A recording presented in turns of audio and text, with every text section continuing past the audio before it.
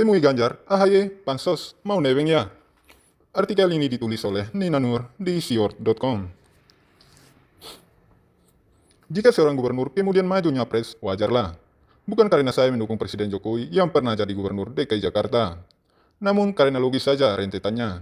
Kita bicara tentang pengalaman memimpin, birokrasi, dan rakyat suatu wilayah. Tentunya harus pula dilengkapi dengan kapabilitas yang mendukung. Ada bukti bahwa dia kerja, dan ada prestasinya. Bukan sekedar piawai menata kata, drama, atau keberpihakan pada kelompok tertentu yang merugikan rakyatnya sendiri.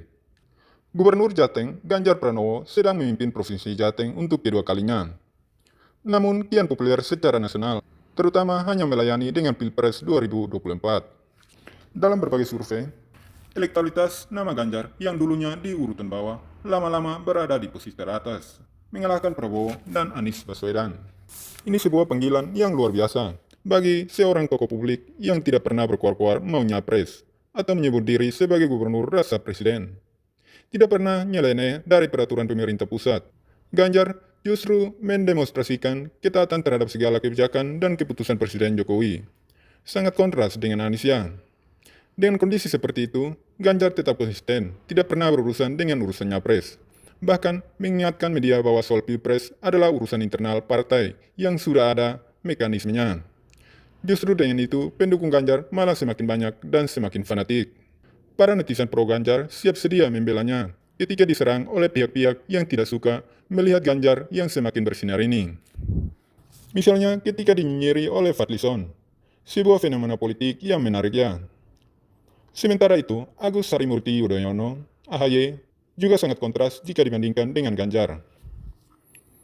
AHY yang punya potensi karir bagus di militer, malah keluar dari sana dan nekat ikut pilkada DKI Jakarta, dan kalah. Dalam Pilpres 2019, AHY juga gagal mengambil bagian dari momentum itu. Disebut ikut mendukung Prabowo Sandiaga, tapi kok ia nanggung dan tampak tidak serius. Kemudian, pasca selesainya Pilpres 2019, AHY juga tidak masuk ke dalam pemerintahan Presiden Jokowi. Ya, mau gimana? Wong bukan anggota koalisi partai pendukung juga kok. Sudah nanggung, figur AHY maupun Partai Demokrat gak kuat juga ternyata. Lalu, menjelang Pilkada 2020, AHY mendapatkan jabatan sebagai Ketua Umum Partai Demokrat. Seakan dapat warisan dari bapaknya sendiri, hehehe. Namun di Pilkada 2020, AHY tidak menjadi apa-apa juga. Tidak mencoba lagi di mana kek.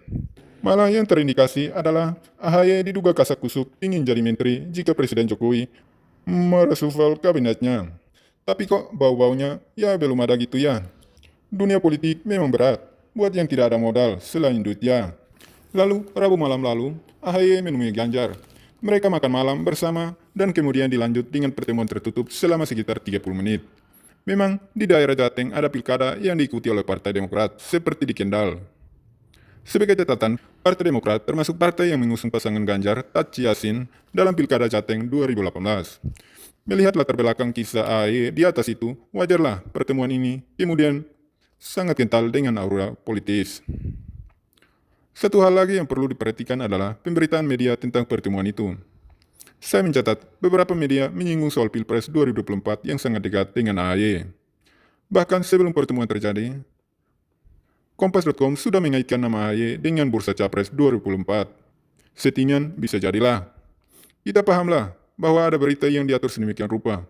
Hasilnya ya berita yang mirip-mirip gitu deh. Hehehe. Nah, dugaan semakin kuat bahwa tujuan AHY menemui Ganjar adalah sangat-sangat politis. Apalagi di survei elektabilitas potensi capres terbaru dari Indonesia Political Opinion, kembali menempatkan Ganjar di urutan nomor 1 dengan angka 17,9%. Sementara AHY ada di urutan 6 dengan angka 5,7% saja. Bisa jadi AHY mengingatkan Ganjar soal jasa baik di Pilkada Jateng 2018. Bisa saja. Apakah Ganjar akan?